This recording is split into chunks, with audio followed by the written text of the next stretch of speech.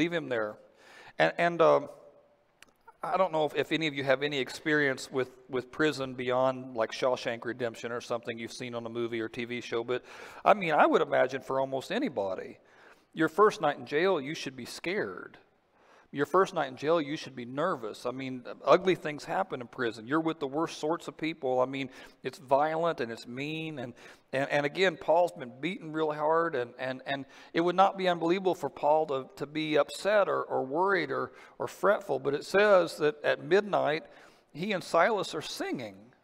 The reason I picked the song we did earlier, Waymaker, was because of that picture. Now, of course, Paul wasn't singing Waymaker because it wasn't written yet. But a song like that God, you're here.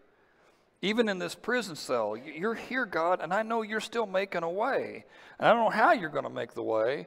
I don't know what you're going to do, but I know you're still here, and I know you're still moving. I know you're still doing stuff, and they're singing. And maybe they were singing a song like How Great Thou Art, which is a weird song to sing in a prison. But I mean, God, we know that you made the stars and you made the earth, and one day you're going to come back, and we know that these prison walls are nothing to you. And so and the other prisoners, it says, they're listening to these guys sing, and they can't make heads or tails out of it. And at midnight, after they've been singing for a while, God works a miracle. All the prison doors, like an earthquake, and all the prison doors fling open. And the jailer comes in and sees all the doors open and pulls out his sword. He's going to kill himself. And Paul says, don't hurt yourself. We're all here. Which is an amazing thing, too, that all the prisoners stay. I mean, that Paul stays is not hard to believe because he's trying to win people, but that everybody stays. All these other prisoners who could take off and leave, none of them do. They want to see what's going to happen next because Paul was so different than anything they'd ever experienced. And the jailer's also broken by that. And he says to Paul, what do I have to do to be saved? And what he's saying is, what do I have to do to have what you've got? When the jailer thought that everybody had escaped, he's going to kill himself. For the jailer, that's his whole life, right? I mean, if I fail at my work, what do I have? And if I can't do what I'm supposed to do. And the jailer almost certainly was ex-military. He was almost certainly a veteran. Probably given the job that he had because he was big enough or mean enough to knock heads. That's probably why he got the job as jailer that he got. And so this big tough guy who's used to chain of command and order, and he's just completely broken by this. I mean, you were singing when everybody else would have been crying, and now you're still here. What do I got to do? And that's how the church in Philippi started. You had those three people, the rich woman who was into fashion, the slave girl who had nothing, and the jailer, the ex-military man who decided he needed to change. And they were all drawn to Paul. Paul was the agent that brought them all. They saw in Paul a different kind of life than what they had, and they wanted it. And so the sermon today, as we get into this thing, we're just going to talk a few verses of Philippians here, but it's for anybody who would like a different kind of life, especially as it regards anxiety and peace and joy. I want a different kind of life than I have right now. I want a different kind of life than the life I'm experiencing. I don't want to do it this way anymore. I've done it this way for a while. I want to do it different now. Because that's what drew Lydia in, and that's what drew that slave girl in, and that's what drew the jailer in, and hopefully that's what will draw you in too. So what we're going to do is let's just look at a couple of verses. They're pretty well-known verses in the Bible, and some of these verses I like to preach from, and I'll try to do different stuff than I normally do because a couple of these verses have been really important to me. Paul says, "Rejoice in the Lord always," and I'll say it again, rejoice. So what he's saying, just in the very first couple sentences there, is joy is a choice. You can choose to be joyful. You can choose to be joy and happiness are different. They're not quite the same thing. Happiness is circumstance related. I'm happy when something happens. But joy is full time, and you can choose it. And you can choose to be joyful. And joyfulness and happiness look a lot the same. And you can have that. And it's a kind of a tough, tricky subject to get into. I've only been yelled at after a sermon a couple times. And what's more frequent is if somebody's just not digging what I'm talking about, they just don't come back. Or they sleep. They sleep.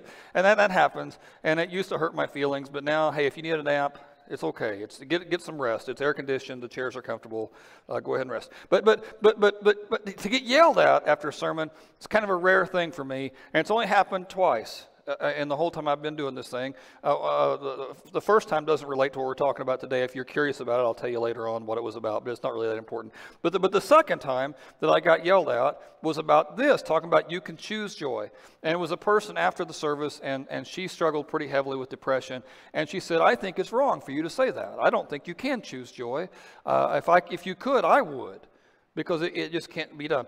And so what I want to do as I get into this thing, just so we don't have this misunderstanding, all right? I'm not talking about a switch that you flip. Like one day you're down, the next day up. That's more bipolar than the kind of joy that Paul's talking about here. But you can choose to orient your life in that direction. You can. And it comes mainly from focusing on what God has already done. There's no agenda. Any good salesman that you talk to can turn joy on. The best salesmen radiate joy. I mean, they're really good at it. If you're trying to buy a car, the guy bounces into the room. Hey, what can we do for you today? And they're in a good mood. And the best realtors, the best insurance salesmen, the best salesman of anything, they're upbeat. You're never going to go buy something from somebody hey, how much you want for the car? Well, first, let me tell you my wife. I mean, you're never going to do that, right? I mean, you don't care about their family situation. If you say, you go in and you're trying to talk to a salesman, you walk in, you don't even talk to them. I mean, you only talk to the ones who are upbeat. And a good salesman knows how to turn that on so they can get you to buy more and more and more stuff. They know how to be upbeat and positive. They know how to be encouraging to you as you're looking at that thing. And we're kind of in a joy-starved society. A comedian can become a millionaire in America. Just a guy who tells jokes can make $1 million because we're all of us hungry to laugh. That's why they have happy hours. It's curious, though, that people aren't happy in the happy hours. When you go in there, they're not happy. They should be. That's what it's for. It's the hour to be happy, but they're not. The only guy who's happy is the guy making the money on everybody else who's trying to get happy. And because of how joy-starved we are, right? You might be tempted like that person a long time ago to want to bark at me and say, well, it's just crazy. No one can choose this. The key is remembering what God has already done for you. He's already paid your way. No matter what happens in this life. Sometimes when I'm reading like a mystery book or a novel of some sort and I'm really interested in it, it's really kind of getting me. And I want to skip to the end to make sure all my favorite people are still alive at the end. I'm afraid some of these guys are going to be dead before too much longer, and I want to see who's alive at the end. You're going to make it at the end. You're going to be with God one day at the end. You're going to stand at His side. One day when He breaks open the sky and He calls forward His people, you're going to be fine. And I don't know what's going to happen to you between now and then, but I know what your last chapter is, and that should give you joy. You can't grouch. I mean, we have too much to celebrate. Sometimes, when I have struggled at different times with being anxious or depressed, when I get like that, I isolate myself from people. People wear me out. Don't look at anybody if you raise your hand here, but how many of you are like that? People kind of wear you out. Okay, just one honest, two honest people. The rest of you are awesome. Good for you, all the rest of you. But for those of you who, being honest, people kind of wear you out just a little bit. It's tempting when you start getting kind of in a dark spot to further isolate yourself. And for the most part, that doesn't work. Enthusiasm is kind of a team sport. Now, you may not be the kind of person who needs to go to parties when you're down. That may not be it. But you can, on purpose, find those one or two people. There's got to be a few people who just being with them brings you some energy, and you may have to seek them out. It's okay to schedule some mini celebrations, to do things that are fun for you, because you're called to be a joyful people. One thing that's aggravating when you talk about the stereotypical Christian, when somebody far from God is asked, what are Christians like? They normally use words like angry and judgmental. And that just shouldn't be us at all. We know how the book ends. So Paul says, you got to rejoice all the time. But not just rejoice, you got to let your gentleness be evident to all. And these things go kind of hand in hand. When a few years ago, it was probably about 10 or 15 years ago, Julia and I were flying from Louisville to San Diego, and we had to land in Houston on the way through, and our plane in Louisville was delayed, And we'd already been sitting in the airport for a while, not able to get on the plane. When the pilot came in, and I saw him talk to the person at the desk there, and then they walked out, and then we waited, and they came back again, and they talked to the person at the desk, and they went out. Then the person at the desk gets on the speaker and says to all of us, the pilot's a little nervous about leaving right now because there's so many storms in the area. Now, I don't know where you are on this. If the pilot is scared to fly, I want to stay on the ground, right? If he's nervous about it, then I'm nervous about it. If he doesn't want to go, I don't want to go. And I'm not mad at all about that thing. But there were people there who were mad about that thing because they had to get to Houston or they had to get to wherever they were going. And you could just feel it, you know, the anger starting to build with some people around us. We finally got on the plane and we got to Houston, but we're 3 or 4 hours later than we should have been. And any connecting flights, you've already missed them. And we had missed ours. And so we're in line trying to see if the airline will do anything for us. I found out that evening the airline doesn't have to do anything for us in that situation. I don't know if you knew what the fine print was on that, but it's not their fault if it's a storm delay. It's an act of God, they say, and you're on your own. Go find a hotel or sleep in the airport. They don't really care, but they're not under any obligation to do anything for you. But we're still hoping, right? So I'm in line, seeing what we can do, help us out, what's going on. And the person in front of me, I mean, they're red hot, ticked off, and they're barking at this kid and telling them how this is going to be, and you're going to do this and that. And finally, the person behind the desk says, well, listen, I can give you a complimentary stay at a Days Inn, which is not too far from here. I'm not staying at a Days Inn when there's a Hyatt right across the street or a Marriott right across the street. And so again, the yelling was going on. And 2 or 3 times she said, well, let me go back and talk to my supervisor. And I knew she wasn't talking to her supervisor, right? She's going back and smoking a cigarette. Then she comes back out and she says, listen, supervisor says, no, I don't know what to tell you. And so finally, they just walk away mad. Boy, they're so ticked off, and they grab their suitcase. I'm never going to fly this again. You have lost my business. And again, the person at the desk is not a shareholder, right? They don't care. Okay. And then they leave, and they're mad. I'm the next one in line, and I'm just trying to kind of ease the mood a little bit, and I say, hey, tough night, huh? And she goes, would you like a place to stay? Sure, I said. Yeah. Days Inn, great. We got free breakfast. They gave us a free breakfast thing. We at that time of our life, free breakfast was a big deal, and we were thrilled. And I got free breakfast at a restaurant there real close, and the airport shuttled us both back and forth to the deal. We had all these. They kept throwing perks on, and I mean none of them were like we weren't getting rich or anything, but it was, all I said was, "Hey, tough day," and I'm just as frustrated as the person before me was frustrated. It was frustrating. I mean, it is frustrating when things aren't going the way you want to.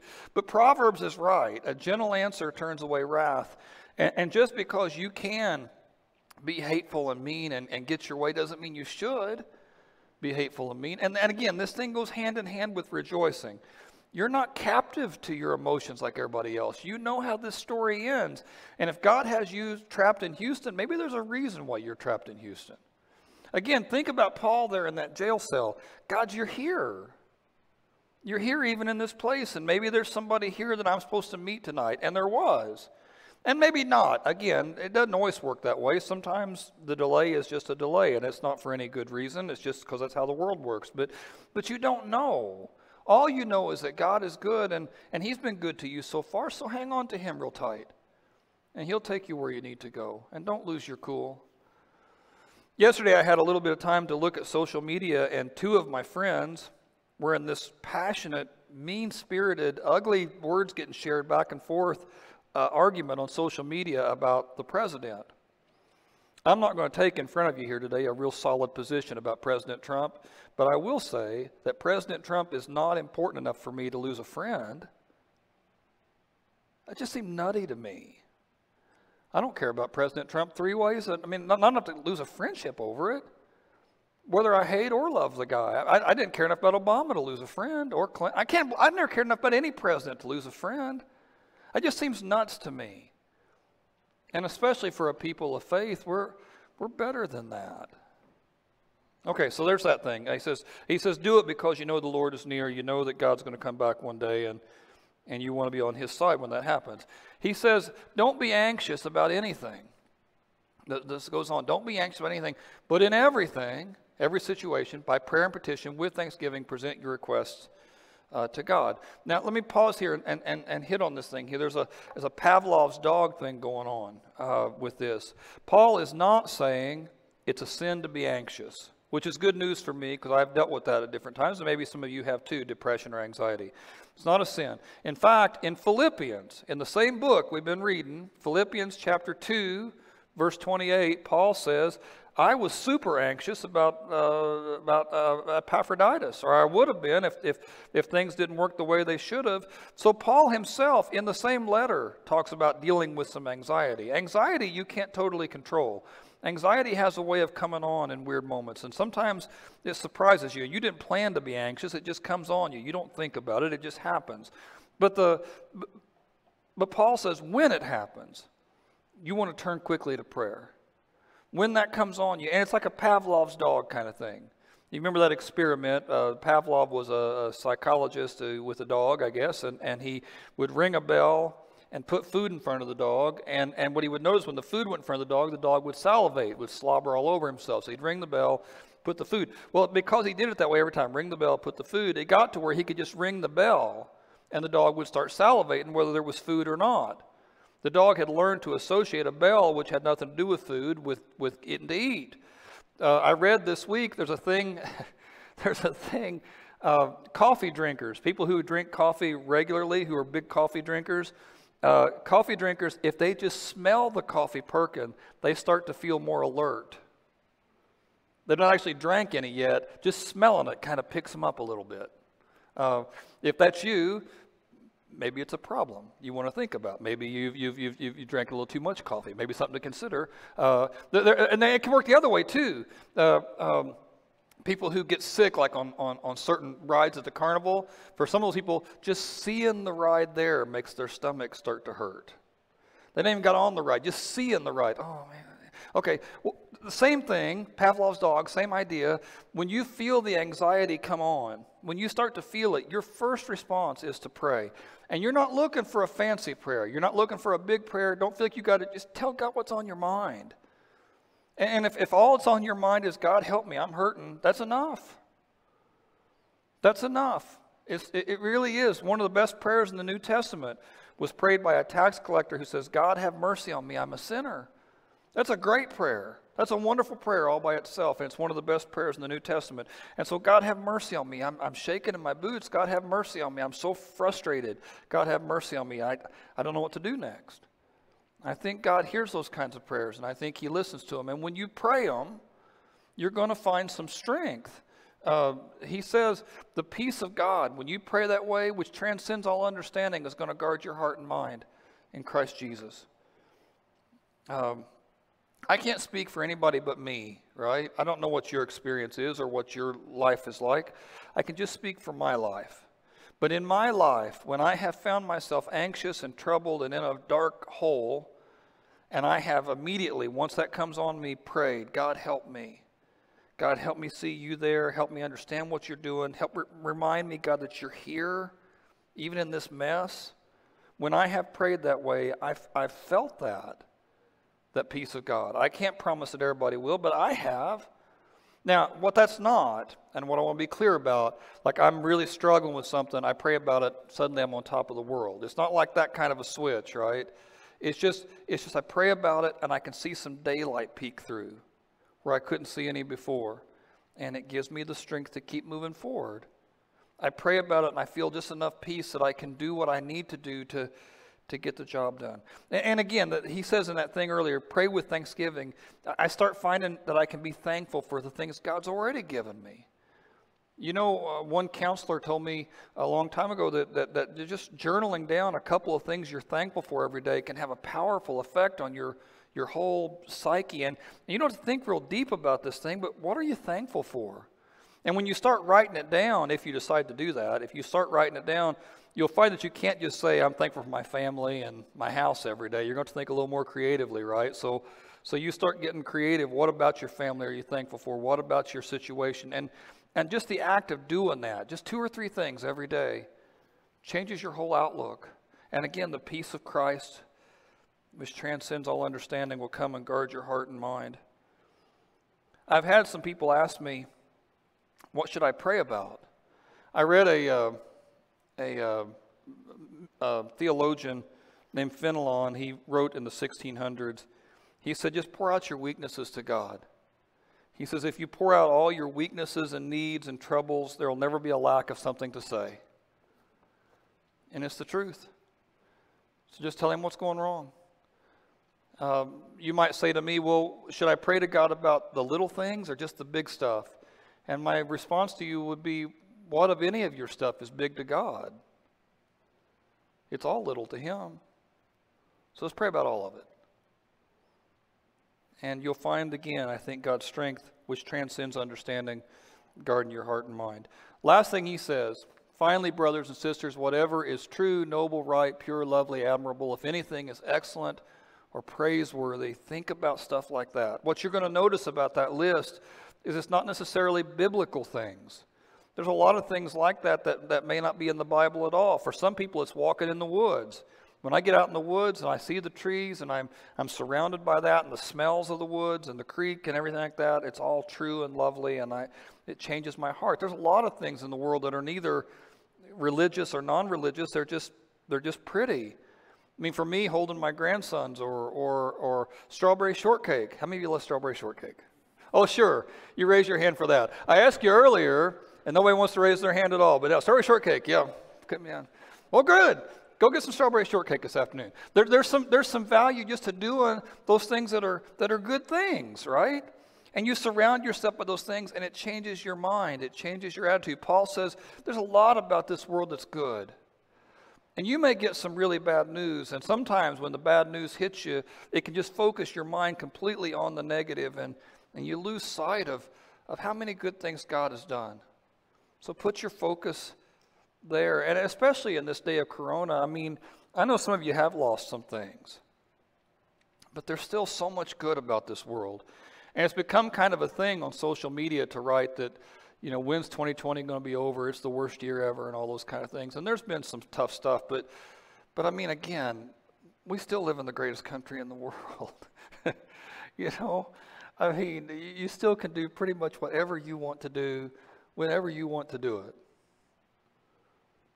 God's been so good to us.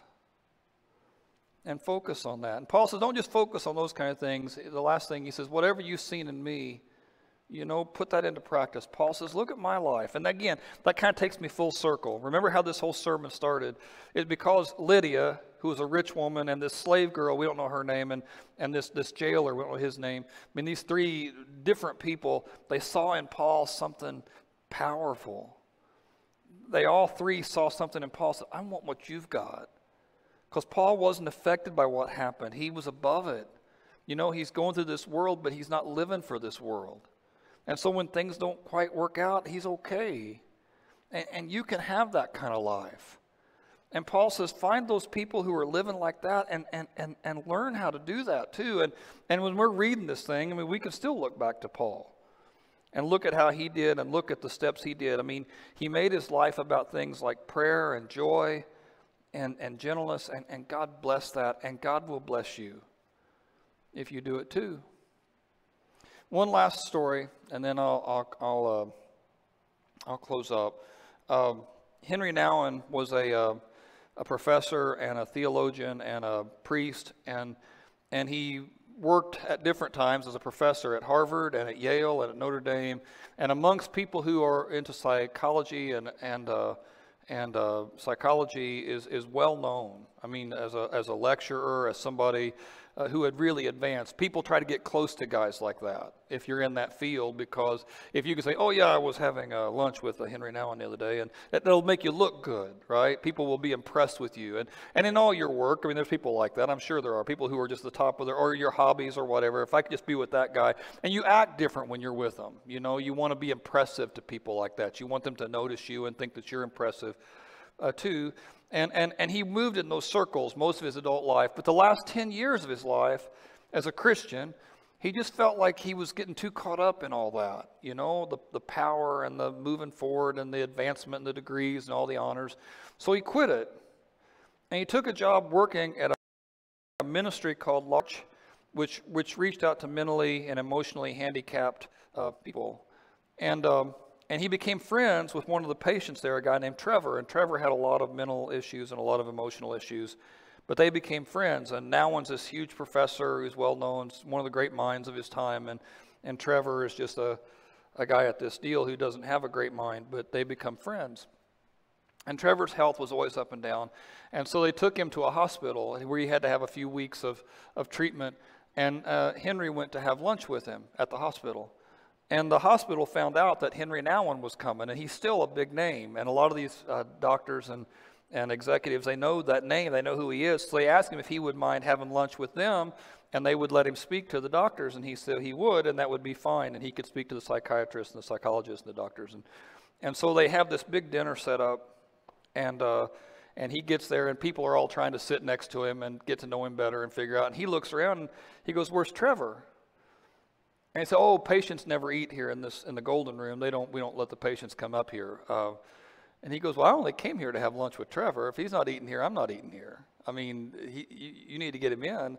So they made an exception. They let Trevor come up and eat with him. And so he got up and he did his speech, and Trevor's sitting there. It's the best meal Trevor's ever had. And he's eating, and the doctors are a little kind of put off by Trevor, but they came to hear Nouwen, and they want to meet Nouwen and get to know who he is. And he gives his speech, and at the end of it, they all applaud politely, and he sits down, and Trevor stands up and says, "I want to make a toast." And everybody kind of looks at each other, and here's Trevor's toast. "If you're happy and you know it, raise your glass. If you're happy and you know it, raise your glass. If you're happy and you know it, if you're happy and you know it, if you're happy and you know it, raise your glass." And no one sings, right? They're all just looking at him. So he sings the second verse. "If you're happy and you know it, raise your glass." He does it again. Well, by the second verse, when it gets going, Henry kind of starts singing with him. So he's not singing by himself. And gradually, because these doctors all want to be impressive to Henry too, right? So they kind of start mumbling along with him, and they're all singing it together. And Trevor goes, "Once more with feeling, if you're happy and you know it." And so they sing a third verse. And by the third verse, they're all kind of getting into it, and they're all kind of slapping each other on the back and laughing. And it breaks down all the barriers, right? I mean, they're just guys all of a sudden. They're just people, men and women. They're just folks. And there's no longer this effort to be impressive or look impressive or think about your importance. You know, there's no more PhDs. We're all just in the same boat. If you're happy and you know it, raise your glass. And by the end of it, they all kind of clap and applaud and laugh, and it just changes everything. You know, most of what we get so worked up and serious about is about how we stand in this world and what people think of us, and are we getting ahead, and what if this happens or what if that happens, and you can't control any of those things. You just can control this moment. And so, if today when you come in here, I know I'm not speaking for everybody, but if any of this is a struggle for you, I want you to know you have hope. God's not forgotten you. You know how this story ends. And if you will hang on tightly to Him, all the joy and the peace and the purpose, it's all there. And it may take you a while to learn how to access all that, but all the doors are open. And you can start today. You just cry out to God, "God, have mercy on me. Take my heart. Turn me around." And He will. And if any of you needed to hear that today, then I'm glad that we were able to spend this time together. And I just pray that you dig real deep into Him. I wish we could do an invitation, but we can't. So if anybody needs to talk deeper about this or longer, come find me afterward, and we'll talk about it.